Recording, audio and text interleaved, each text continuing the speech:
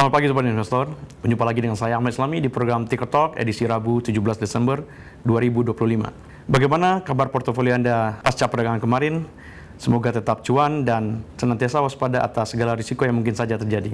Indeks harga saham gabungan atau IHSG pada perdagangan kemarin menghijau setelah sempat terkoreksi pada awal pekan ini. Indeks pada penutupan bursa Selasa 16 Desember 2025 parkir di level 8.686,47, naik 36,81 poin atau menguat 0,43%. Secara sektoral, kelompok saham teknologi memimpin penguatan sebesar 3,16%, disusul sektor energi 1,37% dan infrastruktur yang naik 0,84%. Sektor transportasi dan properti juga menghijau dengan masing-masing menguat 0,59 dan 0,54%. Sementara sektor kesehatan terkoreksi 0,15%, keuangan minus 0,1% dan cyclical tertekan 0,06%. Data perdagangan kemarin menunjukkan sebanyak 355 saham menghijau, 296 saham memerah dan 146 saham stagnan. Adapun volume saham yang diperjualbelikan menembus 49,8 miliar saham dengan nilai transaksi hampir 29,6 triliun rupiah. Sementara itu, bursa saham Asia kompak merosot pada Selasa kemarin. Hal ini terjadi seiring sikap investor yang semakin berhati-hati menjelang rilis data ekonomi Amerika Serikat, termasuk laporan ketenagakerjaan yang dapat membantu mengukur arah kebijakan Bank Sentral Negeri Paman Sam tahun depan. Lalu sentimen apa saja yang turut memengaruhi pergerakan IHSG kemarin dan seperti apa proyeksinya pada hari ini? Untuk mengetahuinya, kita sudah tersambung dengan Reza Fahmi Riawan selaku Head of Retail Marketing and Product Development Division at PT Henan Puthirai Asset Management. Selamat pagi Mas Reza, apa kabar? Pagi Mas Ahmad, semoga sehat terus. Insya Allah. Amin. Mas Reza, menurut Mas Reza ini apa yang menyebabkan IHSG kembali rebound pada perdagangan Selasa kemarin? Ya, kita lihat kemarin agak seru ya, karena kita lihat pagi turun, naik, siang melemah lagi sampai akhirnya sore menguat. Jadi kita melihat kemarin itu pagi banyak orang profit taking di saham-saham emas dan banking. Ya kita bisa lihat karena 2 hari sebelumnya kalau nggak salah mulai dari minggu lalu sampai di Senin itu kenaikannya cukup tinggi sehingga mereka banyak yang profit taking. Dan bagusnya adalah kemarin tuh akhirnya banyak saham konglo kalau kita bisa istilahkan tuh gantian naik. Apalagi beberapa konglo kayak yang sudah biasa naik dan terutama yang mendukung menjelang hari ini SUPA sehingga saham-saham pendukungnya juga mulai naik. Jadi kita melihat kemarin itu pergerakannya tuh adalah rotasi domestiknya juga banyak, terus kemudian sahamnya juga penguatan indeks juga didukung oleh banyak saham. Jadi bukan hanya beberapa saham besar tapi secara siklikal mereka berputar dan berotasi ke berbagai sektor gitu Mas.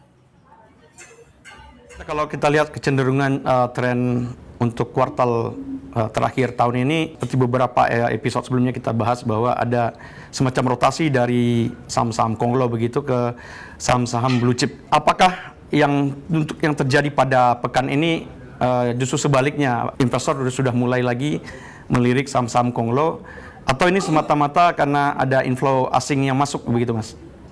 Nah gini, sebetulnya kalau kita lihat 2 malam yang lalu ya itu kita lihat Asia kompak turun, Amerika juga turun karena sebetulnya kan mereka melihat bahwa walaupun mereka telah menurunkan suku bunganya ke 3,5 ke 3,75 tapi ternyata yield obligasi di Amerika tuh naik Mas. Ini menandakan bahwa mereka investor tuh masih pada takut tentang kemungkinannya terjadi inflasi lagi di tahun 2026 sehingga banyak orang yang tetap akhirnya mengambil ke obligasi dengan yield yang masih tetap tinggi.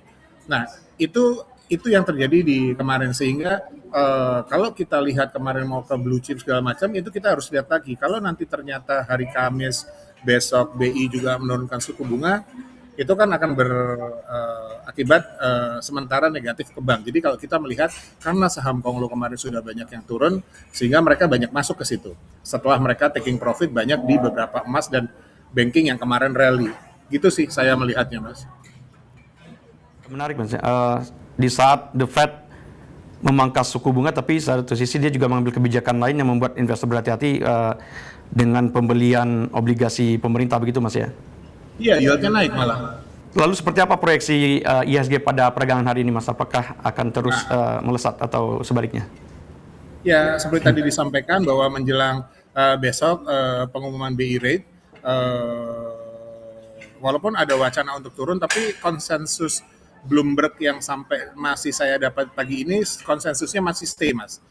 Jadi investor masih wait and see. Kalau memang beneran sudah yakin turun, mereka bisa antisipasi. Tapi dengan adanya konsensus masih stay ini, mereka masih wait and see dan melihat. Sehingga seperti tadi saya bilang, mereka melihat yang lagging mana nih. Karena yang lagging sekarang adalah kemarin kita lihat saham-saham Konglo itu, mereka akan coba masuk sedikit-sedikit ke situ.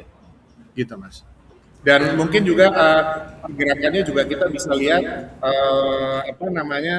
sentimen globalnya kan masih terasa ya. Kita tadi sudah sampaikan juga kekhawatiran Amerika juga masih ada, tapi juga kemudian juga harga minyak juga masih volatile. Jadi banyak juga dari sisi internasional yang memang membuat investor masih wait and see. Gitu, Mas. Berapa Mas proyeksinya Mas untuk IHSG pada hari ini? Mungkin bisa disampaikan level support atau resistennya. Ya. Sebetulnya sih kita masih melihatnya dia akan coba menembus ke 87 ya, tapi saya sih masih melihat dia akan sideways di level 86 sampai 87. Kalau dia tembus sampai 87 itu mungkin berarti saham Konglonya banyak yang akan naik tuh. Gitu Mas kira-kira. Sideways maksudnya. Masih sideways. Dalam kondisi seperti saat ini Mas, terutama menjelang rilis pengumuman BI rate nanti, apa sebaiknya yang akan dilakukan investor dalam situasi ini? Ya, sementara ini stay konservatif dan moderate. Kita itu juga nggak boleh untuk ngambil terlalu agresif. Kita masih harus lihat dulu. Jadi mungkin ada baiknya kita lihat yang saham-saham yang lagging di mana, kita mulai cicil beli di situ. Sambil kita juga mungkin taruh di less risky asset. Kita sih ngelihatnya seperti itu, Mas. Baik. Yang terakhir, Mas. Sektor-sektor apa saja yang menarik untuk dipantau sobat investor pada perdagangan hari ini? Ya, kalau kita lihat secara teknikal dan kemarin adalah teknologi sudah mulai teknologi memimpin penguatan. Jadi kita masih akan melihat apakah di situ bisa naik atau tidak. Infrastruktur juga oke. Energi secara selektif kita bisa pilih beberapa yang memang banyak proyek untuk keluarnya sehingga kita bisa harapkan dia bisa naik. Dan consumer sepertinya dengan kejadian kemarin seperti ada saham consumer besar yang sudah mulai kembali, kita bisa taruh juga untuk di consumer karena melihat di akhir tahun harusnya consumer juga agak naik. Kalau financial saya masih melihat dia netral. Gitu Mas. Baik Mas Reza, terima kasih atas waktunya dan selamat beraktivitas kembali Mas. Makasih Mas. Sama-sama Mas Reza. Baik Sobat Investor, demikian proyeksi IHSG pada hari ini. Semoga informasi tersebut bisa menjadi rujukan Anda dalam bertransaksi di bursa hari ini. Dan patut diingat bahwa segala keputusan baik pembelian maupun penjualan saham sepenuhnya berada di tangan Anda Sobat Investor. Selamat pagi, selamat beraktivitas kembali dan maju terus pasar modal Indonesia.